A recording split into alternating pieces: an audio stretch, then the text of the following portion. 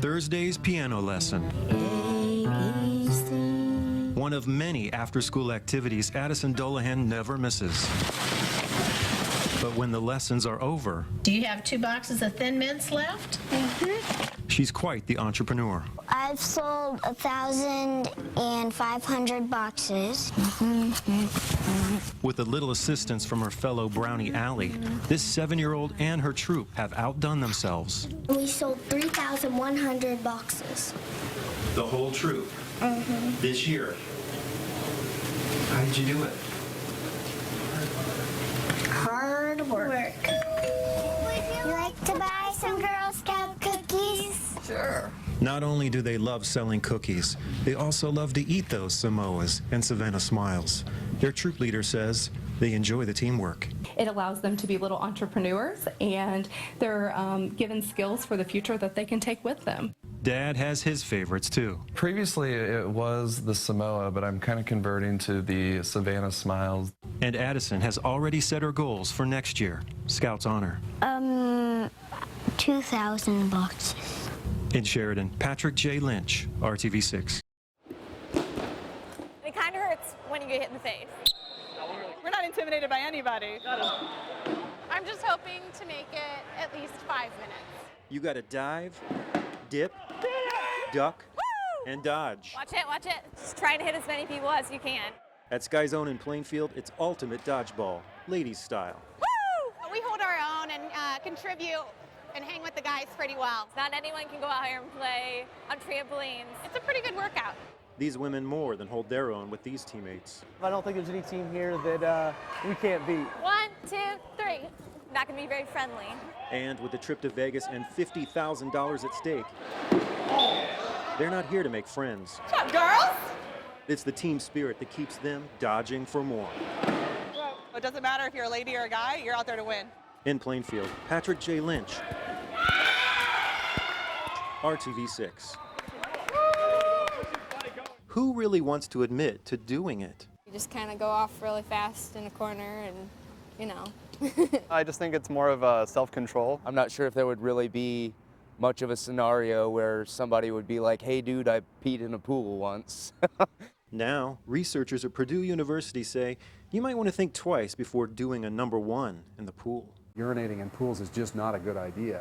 Even though no one around you may know that you're relieving yourself while taking a dip, Professor Ernest Blatchley says the combination of chlorine and urine can release toxic chemicals into the air. It is hazardous to your health. These chemicals have been associated with several adverse human health effects, irritation of the eyes, irritation of the skin, irritation of the respiratory system. The study also revealed that adults are just as guilty as kids are. Yeah, nobody's going to know as long as you go in the corner and they don't feel the warm. It's not a good idea. It's probably not going to make me think twice about getting in a pool, but I'm definitely going to think about it the next time I'm in there. If I see, random little things floating in the pool, I'm cautious of diving in. In West Lafayette, Patrick J. Lynch, RTV6. If you're happy and you know it, clap your hands. Why not have Indy out there and again, showing the people, showing the culture, and showing the businesses that we're all proud of. With a little pomp and Circle City, the minds at Media Fuel and Fishers have created an internet sensation dubbed Indy is Happy. We kind of tried to get as many places as we could, as fast as we could. The 4-minute video set to Pharrell Williams is Happy combines microbreweries, local celebrities, a men's clothing shop, Victory Field, Butler Bulldogs, a record store, people who can dance, and those who at least try to. Just a giant ball of excitement, and they love just doing these goofy stuff. Hoping to showcase local landmarks and businesses, the producers never imagined that their little video would become a viral hit. So far, we'd like to believe it's very successful because people have really embraced it and they're sharing it. With a cast of gymnasts, waitresses, blue collars, white collars, and even an IndyCar driver. There is Joseph Newgarden, the IndyCar driver. He was out there dancing on the track with his jacket off. And for those who feel they were left out, there may be a sequel in the future. If we get a second try at doing another remix or a sequel to it, we'd love to include more people in it as well. Patrick J. Lynch, RTV6. Along these country roads in the middle of some of the greatest farming land in the world, you'll find Gangwer Farms in Carroll County. That's about a half hour east of Lafayette. Dean Gangwer is a third-generation farmer of this land. He grows corn, soybeans, and he raises cattle. Mornings start early around here. We go out and we scout our cattle. More than 100 head. But a few days ago, Dean may have missed one of his heifers giving birth. She decided to go out by herself, which a lot of cows do. They want to be alone. Big old pile of snow. I found this calf laying in there. The calf was lifeless, but still breathing. Dean put the little fella on his ATV and raced back to the house. He knew he had to act quickly. Been in the cattle business a long time, cattle magazines and shows, and they always talk about warm baths with calves. I thought I'd put him in the tub. It still needs a little cleaning, I think, but... Then a light bulb went off in Dean's head. Parked four-wheeler right here. I got him, going to go in the house, went, heck no, in you go, buddy. I jumped in fully dressed and held Leroy up so he didn't drown, and him and I had a nice bath for an hour. So we both came out warm, and I think the end story is going to be great for him. A day and a half inside Dean's house, wrapped up in electric blankets, Leroy is now standing on his own. He nursed this morning for the first time, and his body temperature is normal.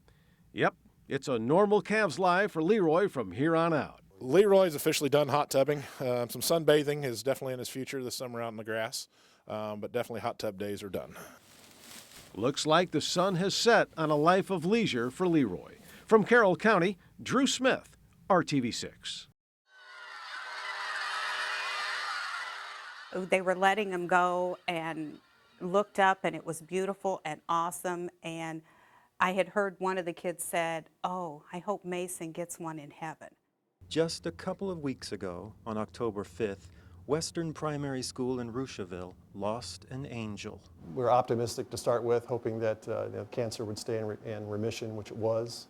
And then when we heard that it was back, that was a blow to everyone. 7-year-old Mason Hopkins lost his hard-fought battle with brain cancer. It's difficult to see him every day, especially as you saw his health decline. The first grader loved to read about the burn-stained bears and loved to play with his friends. He just was an all-around really nice little guy. Hoping to keep his memory alive, friends, teachers, and parents organized a balloon launch in his memory. We placed cards that gave a little information about Mason with his picture. They tied a message of love onto 600 balloons. We had put on the balloons to please respond back if they could. But they never imagined that one balloon would travel over 900 miles all the way to a very special place, another school in Massachusetts. Landed in their courtyard or their school grounds. Hunking Middle School, to be exact. Principal Gerald Fulgani believes it was destiny. When I saw it, it just seemed like there had to have been more to it than just the fact of wind currents and, and helium. One of the custodians at that school had just lost his son, and I couldn't tell you how long ago, to a battle with a brain tumor as well. Just the power in that this little balloon traveled that far and was able to console a parent who had also lost a child. This was really pretty powerful. Where it landed, the school, they also needed an uplifting. In Rocheville, Patrick J. Lynch, RTV6 News. A sign, everywhere a sign. And in Franklin, the city of choice, one has been made. All I can say is the signs, I think, on the sidewalk will be bothersome. Some residents here question if this is an improvement. It looks like they're positioned the wrong way. Like this one. That one right there. Down there's one street sign you can see that's right in the middle of the sidewalk. The nearly $4 million transportation project, funded by the Federal Highway Administration, stretches from Jefferson Street to Graham Road. The road itself was in desperate need of repair.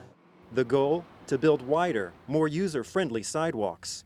But some say the issue. They might take their mind off of what they're doing and ride right into a sign. In this age of cool gadgets, looking down and attention's being diverted, residents are concerned about these signs blocking their path. I can see where a person, if they were walking and not paying attention, would walk right into it. Yes, sir. They actually have more room to walk now. The previous sidewalks were 3 feet wide. Even with these signs closer to the middle, Franklin Mayor Joe McGinnis says they're in compliance with the Americans with Disability Act standards. Certainly more room to traverse now than there was just a year and a half ago.